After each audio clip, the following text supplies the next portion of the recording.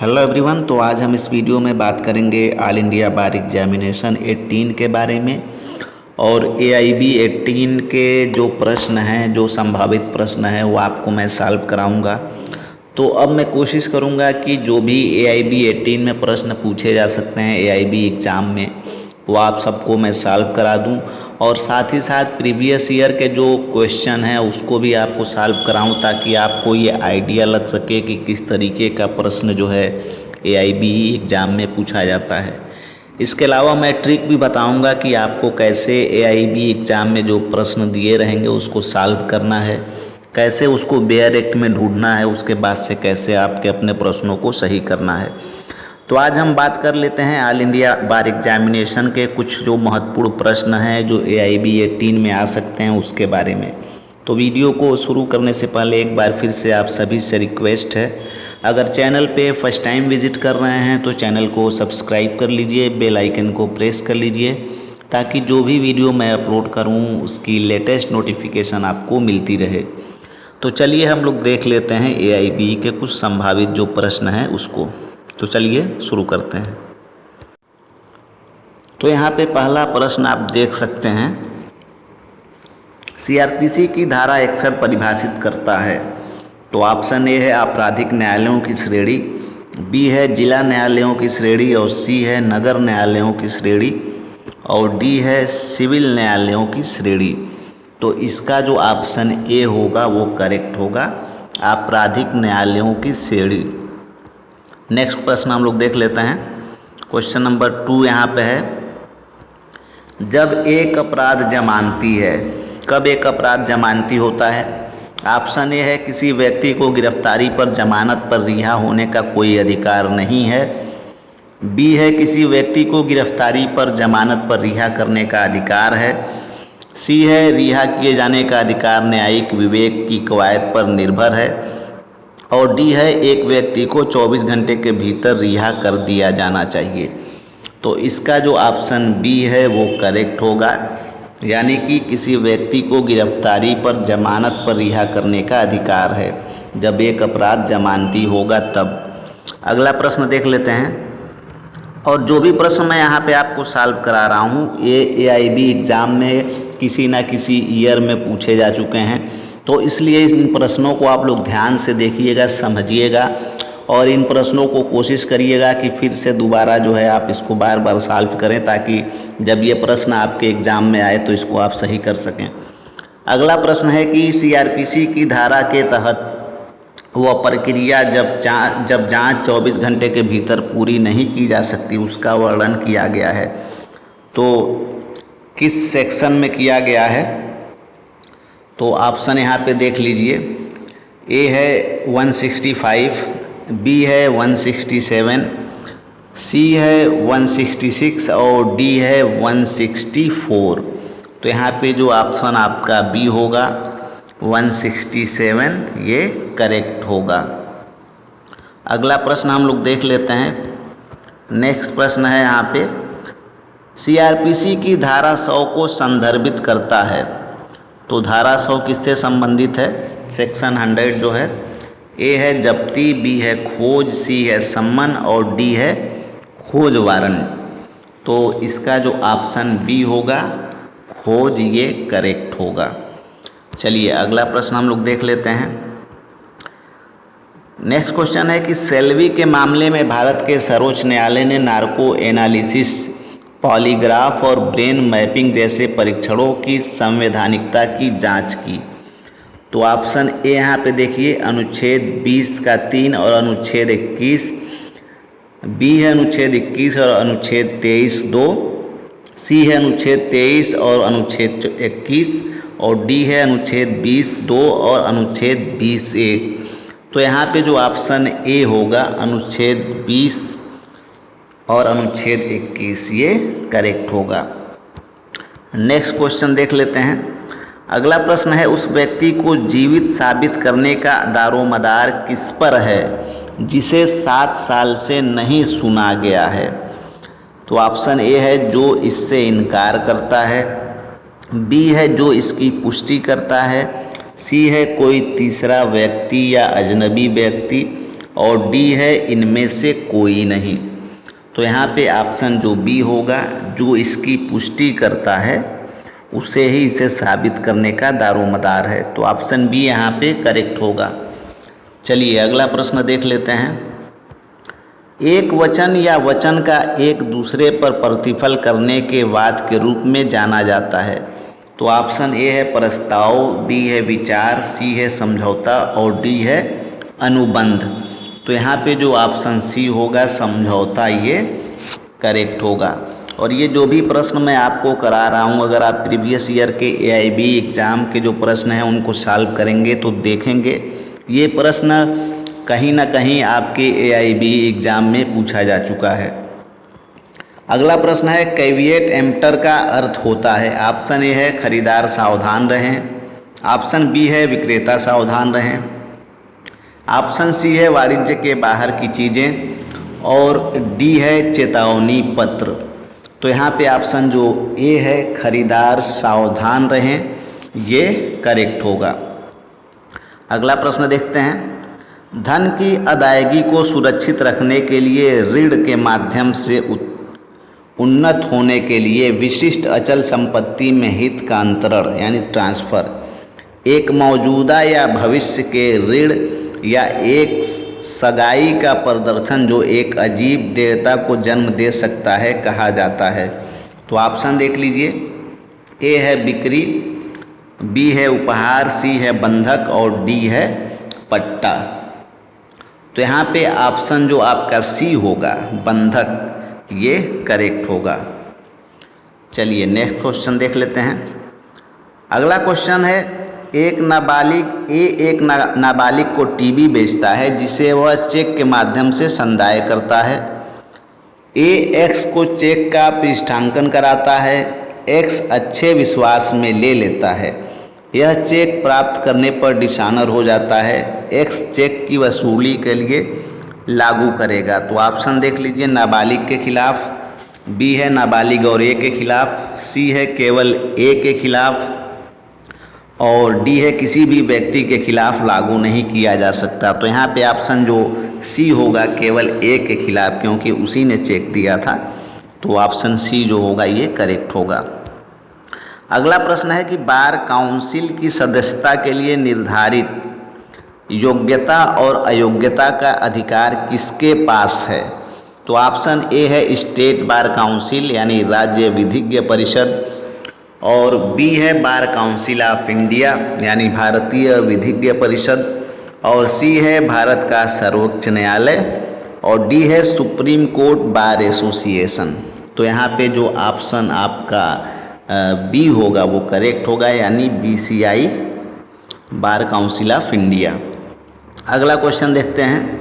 तो advocate act से बहुत सारे प्रश्न पूछे जाते हैं, जैसे कि आप यहाँ पे देख रहे हैं ये सारे प्रश्न एडवोकेट एक्ट है से ही पूछा गया है, 1961 का जो एक्ट है।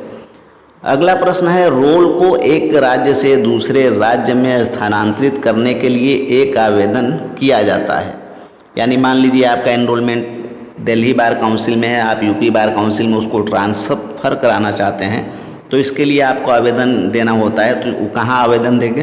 तो ऑप्शन देख लीजिए। ए है bar council of India, B है स्टेट बार काउंसिल जहाँ पर वह नामांकित है, सी है स्टेट बार काउंसिल जहाँ वह ट्रांसफ़र चाहता है और डी है राज्य का उच्च न्यायालय जहाँ वह नामांकन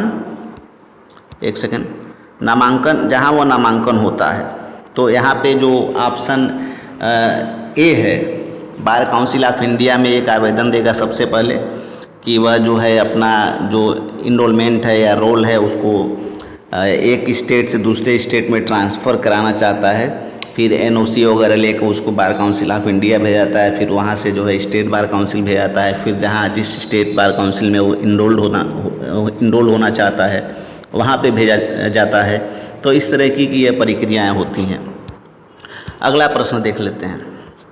अगला प्रश्न है कि निम्नलिखित में से कौन सी समितियाँ स्टेट बार काउंसिल यानी राज्य विधिज्ञ परिषद द्वारा गठित नहीं की जा सकती हैं। तो ऑप्शन देख लीजिए। यहाँ पे ऑप्शन ए है विशेष समिति, बी है अनुशासनात्मक समिति, सी है कानूनी सहायता समिति, डी है कानूनी शिक्षा समिति। तो यहाँ पे जो आपका ऑप्शन डी है यानी कानूनी शिक्षा समिति, ये करेक्ट होगा। नेक्स्ट देख लेते हैं अगला प्रश्न। अगला प्रश्न है, वादी के खिलाफ एक अभियोग में प्रतिवादी द्वारा दावा किया गया। तो ऑप्शन देख लीजिए, ए है क्रॉस का दावा, बी है क्रॉस सूट, सी है काउंटर का दावा और डी है क्रॉस डिक्री। तो यहाँ पे जो ऑप्शन सी होगा काउंटर का दावा करेक्ट होगा। अगला प्रश्न देख लेते हैं। आदेश 21 रूल 90 से संबंधित है। तो ये सीपीसी का है, सिविल प्रोसीजर कोड का जो आदेश 21 और रूल 90 होता है वो किससे संबंधित है, उससे ये प्रश्न है। तो ऑप्शन ए है पूर्व बिक्री अवैधताओं से निष्पादन में 9 को प्रतिबद्ध किया। बिक्री के बाद की अनियमितताएं निर्णय लेने वाले को काफ़ी चोट पहुंचाती है। सी है दोनों ए और बी, डी है इनमें से कोई नहीं। तो ऑप्शन बी यहाँ पे जो है वो करेक्ट होगा। बिक्री के बाद की अनियमितताएं निर्णय लेने वाले को काफ़ी चोट पहुंचाती है, ये करेक्ट होगा। अगला प्रश्न देख लेते हैं। डिक्री आदेश के खिलाफ अपील उच्च न्यायालय में दायर की जा सकती है। तो कितने दिनों में दायर की जा सकती है? ऑप्शन ए है 60 दिन, बी है 30 दिन, सी है 90 दिन और डी है 91 यानी 91 दिन। तो ऑप्शन यहाँ पे जो सी होगा करेक्ट होगा। 90 दिन में जो है दायर की जा सकती है अपील।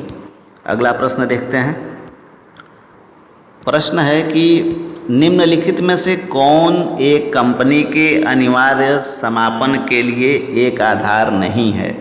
तो ऑप्शन ए है अल्पसंख्यक का विरोध, बी है बुनियाद की हानि, सी है वार्षिक आम बैठक के संचालन पर रोक और डी है कंपनी को नुकसान। तो ऑप्शन यहाँ पे जो सी होगा वार्षिक आम बैठक के संचालन पर रोक, ये करेक्ट होगा। चलिए अगला प्रश्न देख लेते हैं।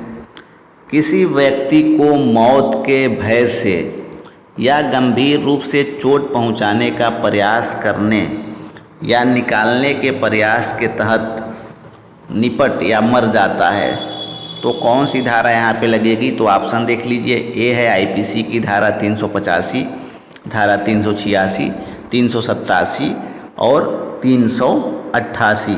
तो यहाँ पे जो ऑप्शन सी होगा यानी सेक्शन 387 ये लगेगा।